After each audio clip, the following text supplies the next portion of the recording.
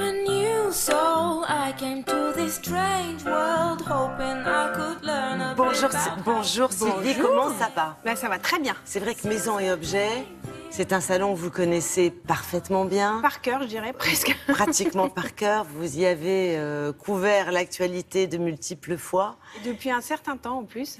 Et c'est un 20 salon- ans, hein, ça filoche quand même. Ça On va se vite, dit- 20 ans. On se dit, c'est pas possible, ça a Eh bien, 20 ans. si. Alors, Et ça a beaucoup évolué. Il faut rappeler le contexte d'abord. Salon Maison Objet, c'est un salon professionnel. Donc, réservé aux professionnels. Alors évidemment, il y a la presse, il y a aussi les architectes, ce qu'on appelle les prescripteurs, qui vont aussi visiter ce salon pour que ça donne des idées, pour rencontrer différentes marques. Avant tout, c'est donc un salon commercial. En revanche, je dirais, et puis c'est l'un des plus grands salons reconnus dans le monde dans ce domaine-là. Il y a Milan et puis il y a Paris. Je dirais que le plus, un petit peu ce qui fait la French Touch, c'est qu'en fait, c'est mis en scène. Notre art de vivre à la française, on sait le mettre en scène dans ce salon-là. Et le plus, c'est qu'il y a aussi un espace tendance, et ça depuis une dizaine d'années.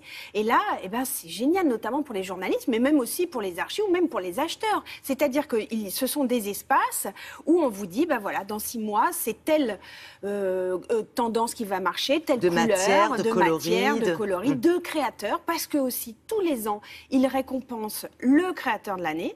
Et puis, ben, je peux vous dire que j'en ai vu passer qui étaient tout petits, qui sont devenus très grands. Je crois que un des premiers, ça devait être Philippe Stark. Je me disais, autant vous elle dire n'a que pas encore parlé de Philippe Stark. c'est ça. Ça ne va pas tarder. Eh ben voilà. Alors, bah oui, évidemment. Bon, bah, tout le monde connaît Philippe Stark en France et à l'étranger. Oui. Alors, 20 ans de Maison Objet, bah, ça veut dire 20 ans de tendance, 20 ans d'études du marché global de la décoration. Des questions qu'on a posées à Philippe Chaumat, le responsable de la communication du salon, et à Vincent Grégoire, qui est tendanceur pour ce salon aussi depuis très longtemps. Regardez.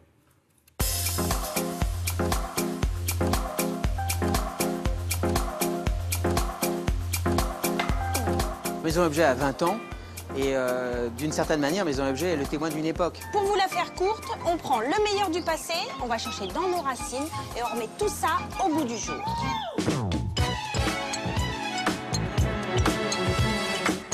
« 20 ans, c'est une génération et qui a vu plein de choses se modifier dans le monde de la décoration et du design. D'abord, l'évolution d'un marché où on est passé de petites entreprises familiales à l'arrivée de maisons de luxe avec des produits plutôt haut de gamme, avec des produits plutôt uniques. Donc ça, c'est une évolution majeure. Ensuite, on a une évolution stylistique. On est passé au début d'un marché très décoratif, très décoration, du petit objet avec du meuble autour d'un modèle très campagne.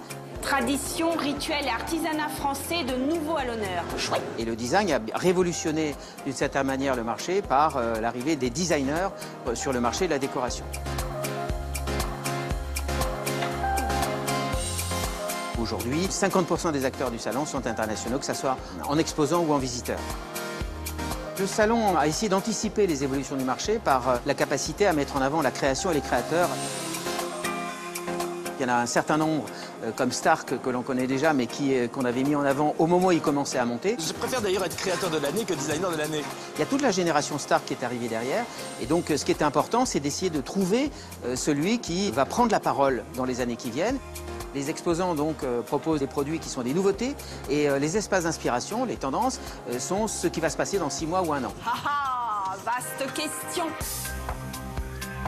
Les tendances ces derniers temps se sont plus décomplexées, dédramatisées. Il y a un besoin de renouer avec le savoir-faire, la qualité, l'excellence, le moins mais mieux, de stopper un peu cette gadgetisation des choses pour comprendre aussi qui l'a fait, pourquoi c'est fait, comment c'est fait.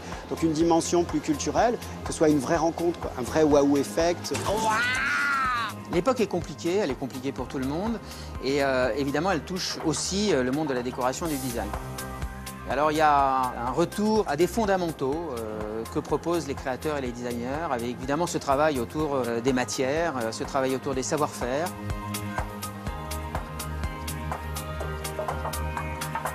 La proposition de pièces uniques ou dans le monde plus global de produits intelligents qui permet à des petits budgets de pouvoir s'équiper. Comment sera donc mon intérieur demain? Maison et Objet est là aussi pour apporter d'une certaine manière sa réponse à ce monde qui bouge et de bouger avec ce monde.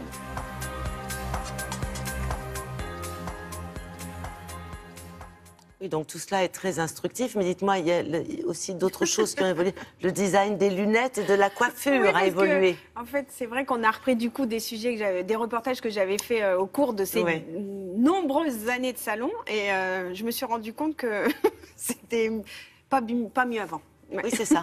Contrairement très bien au salon. Oui, enfin, peut-être je me suis bonifiée comme le salon, en fait. C'est ça l'idée.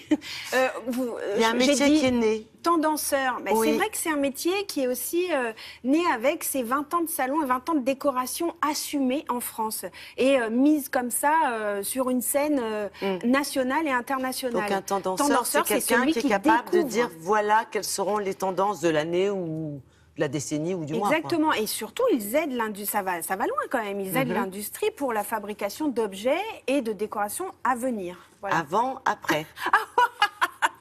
Ah ouais, je préfère Voilà, maintenant. c'était juste pour faire rire Sylvie. Comme quoi on se bonifie. Et ça, c'est pas très difficile de faire rire Sylvie. Non, elle rit très facilement. Ouais. Mais j'aime très bien rigoler. Ouais. Oui, je sais, on a remarqué.